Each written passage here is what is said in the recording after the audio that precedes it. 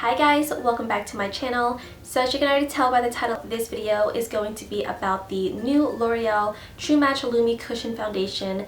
This is brand new at the drugstores and everyone has been raving about it, so of course I wanted to try it out and review it for you guys. So in this video I'm going to be showing you how I apply it. I show you two different methods of applying it and just give you my thoughts and opinions and all the information you'll need to get to know this foundation a little bit better and decide whether you want to try it or not. So if you are interested in seeing how I apply this foundation and what I think of it, then please just keep on watching. So excuse the bare and scary face, but I obviously want to try this foundation on with nothing on my skin and really just kind of show you guys the process of how I apply it to my bare skin. But I did prime my skin already and it's been sitting on for 15 minutes now. I use the Nivea Men Post Shave Balm in the sensitive formula. This is kind of weird to prime your face with, but if you haven't heard about this or haven't heard Nikki tutorials talk about this yet on YouTube, I would definitely highly suggest just Googling it, searching for it, and see what everyone has been saying about it. So I've had the primer sitting on my skin for about 15 minutes now, but before we jump into the demo part, I want to show you guys what the packaging looks like more in depth and more closely. So this is what the outside packaging looks like. I think it's super cute and girly and it's just adorable. It's a rose gold, kind of a darker rose gold borderlining copper metallic finish top, white on the bottom. It is a little bulky because you do get the sponge applicator in here, but you lift it open and this is your compact, so you get a nice size undistorted mirror, which is always my favorite part of any makeup product. But you get a really nice quality sponge, really soft, really smooth. I haven't cleaned it yet, so I don't know how that's gonna be. So you have your sponge right here and then you open this lid up. And this is where your foundation is going to sit. You peel this little sticker off and that is where the product is going to be. So that's how you use it. That's what it looks like when it comes all brand new. So with this foundation, I find that the best way to apply it is to use the sponge that they give you or a damp beauty blender if you want a more sheer coverage. But if you want a little bit more of a medium to full coverage or more buildable coverage, I would definitely recommend using the sponge. I've used the sponge before with this foundation and I really like the sponge. It's not cheaply made. So I'm going to start out with the sponge that they give you. So you're just going to tap it into the product depending on how much coverage you need. I actually just got too much just now. You just kind of lightly tap it in. And then with the sponge, it's best if you just tap it onto your skin as opposed to rubbing it onto your face, because it leaves your skin looking a little patchy. It doesn't go on as evenly, and I don't know, I think tapping it in makes it look a lot nicer and a lot more smooth. So you can see that is very light coverage. It's definitely buildable. It claims to be buildable, which is great. I really like this because it starts out so sheer, which means that there is room to build up in the areas where you need it, but you won't go overboard and look cakey right away. So again, just tap it on. And this sponge is actually kind of great quality. It's not a crappy applicator that they just threw in here. I have some redness down here by my chin, just a few breakouts, so I'm just gonna do another light layer on top of it. And I love how incredibly buildable this is, because sometimes foundations claim to be buildable, but it's really not. This one definitely doesn't make you look any cakier in the areas where you build a little bit more foundation on top of. So I really like that about this. Definitely around my nose. I always get redness there.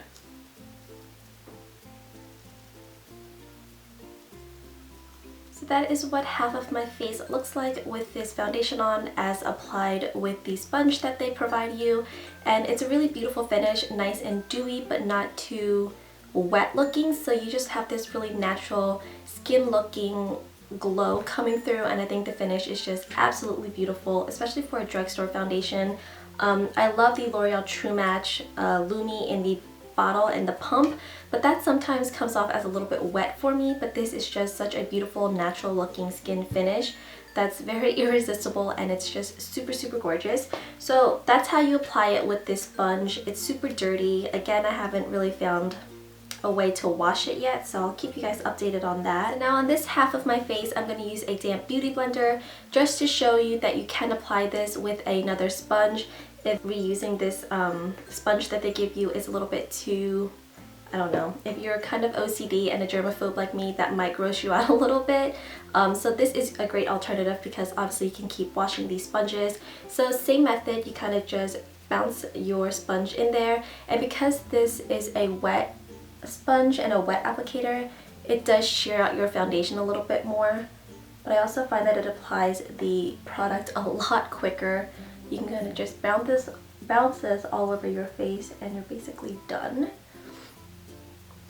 And it gives you a little bit more of a wet look because it is a wet sponge, so you can just compare the two sides. It's still a really pretty dewy, luminous glow. It's just a little bit more wet, but once it dries, you should be okay. And again, you can build in the areas where you need a little bit more coverage. Up into my forehead.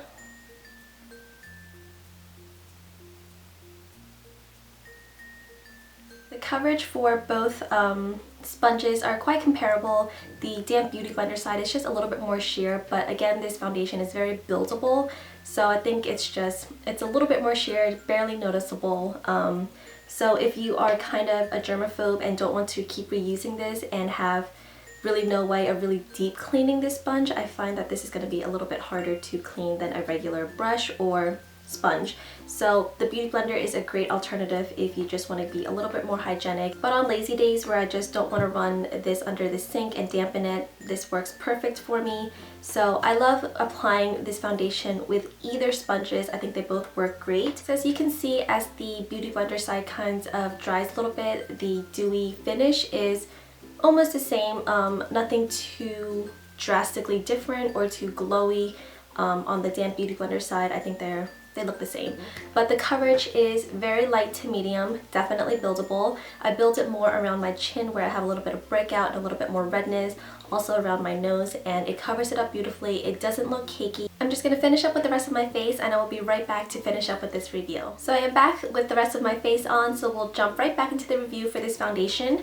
What will we talk about first? I guess we'll start about what irks me the most about this foundation, and it's the color range. There's only 12 colors in this whole foundation line, which is, I guess, understandable because it is a brand new product, so they're probably just testing the waters, seeing how people react to it before they decide to make it part of their permanent line, or just to scrap it all together and not waste any time or money or just, you know, resources creating more foundation shades if no one really kind of likes this foundation, which makes sense, but it kind of sucks. The color range for this foundation definitely tailors to those who are light to medium skin tones. So if you're a little bit more pale or have more dark complected skin tones, you're not going to find a color that suits you or find your color at all. There is only 12 shades in this entire foundation line, but again, I'm hoping that as they realize people are really loving this foundation, they'll make it a part of their permanent collection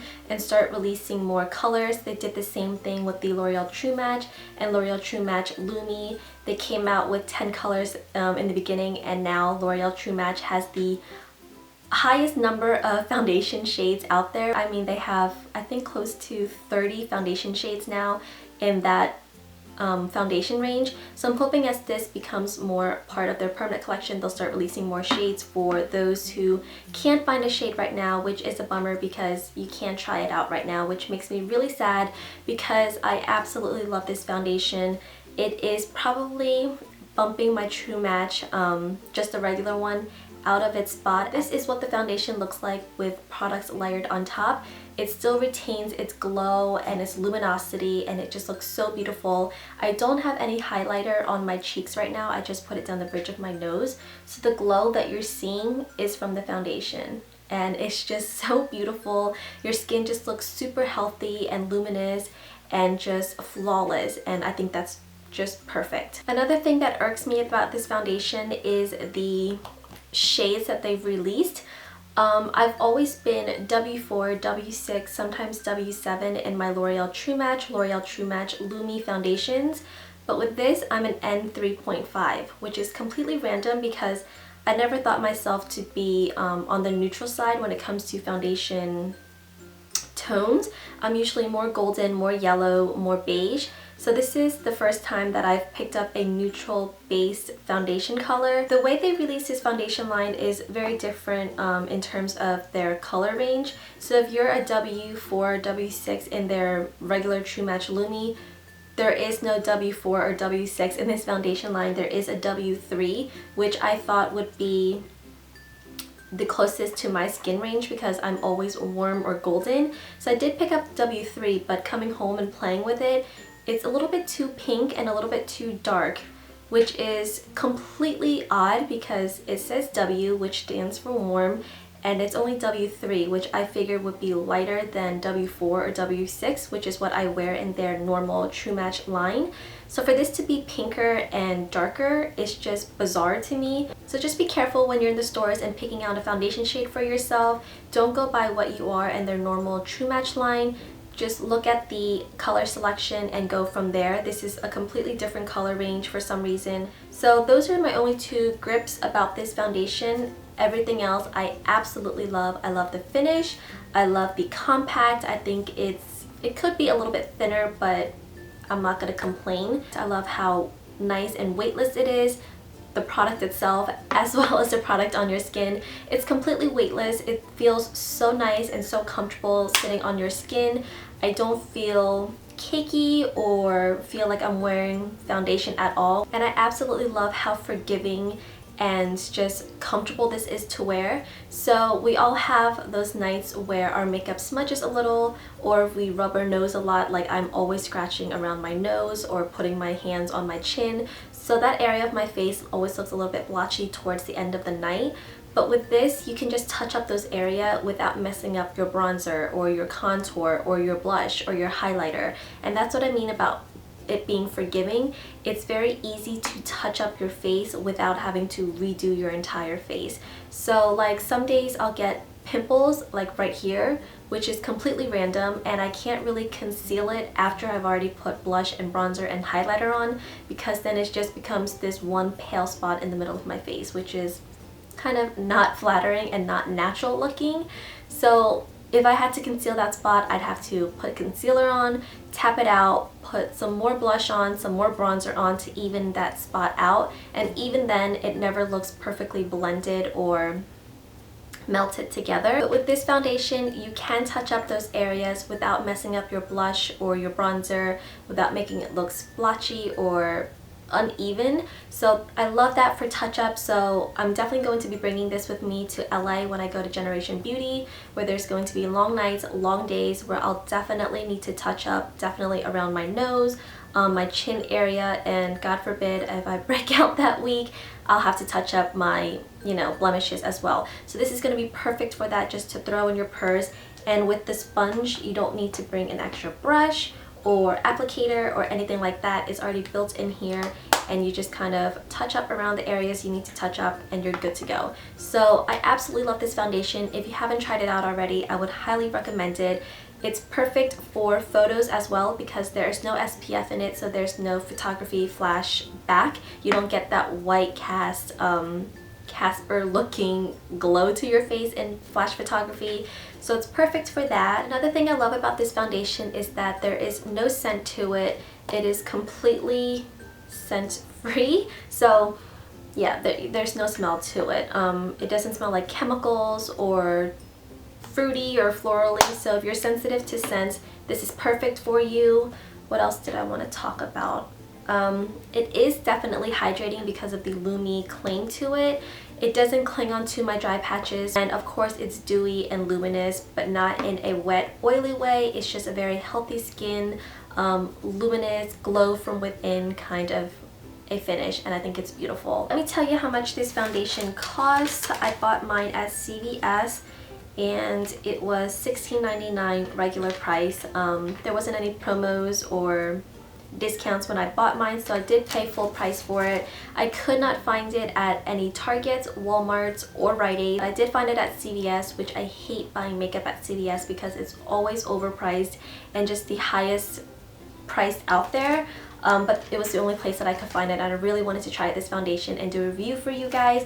So it is $17, which is a little bit expensive for a drugstore foundation, but I feel like these days the drugstore prices are going up anyways, and this product is definitely worth it. And L'Oreal is at the drugstores, which always have promos and discounts, especially Ulta or Rite Aid. They're always doing 40% off or buy one get one half off. So if you want to try this out and you don't want to spend the full price on it, wait until it becomes a little bit more discounted and pick it up. You're not going to regret it. It's an amazing, beautiful foundation. And I think I've talked your ears off about this foundation, so I'm just gonna stop the video here. That is it for this video, guys. I hope you guys found it helpful. I hope you enjoy it, and I really think you should go out and pick up this foundation and try it if you haven't done so already.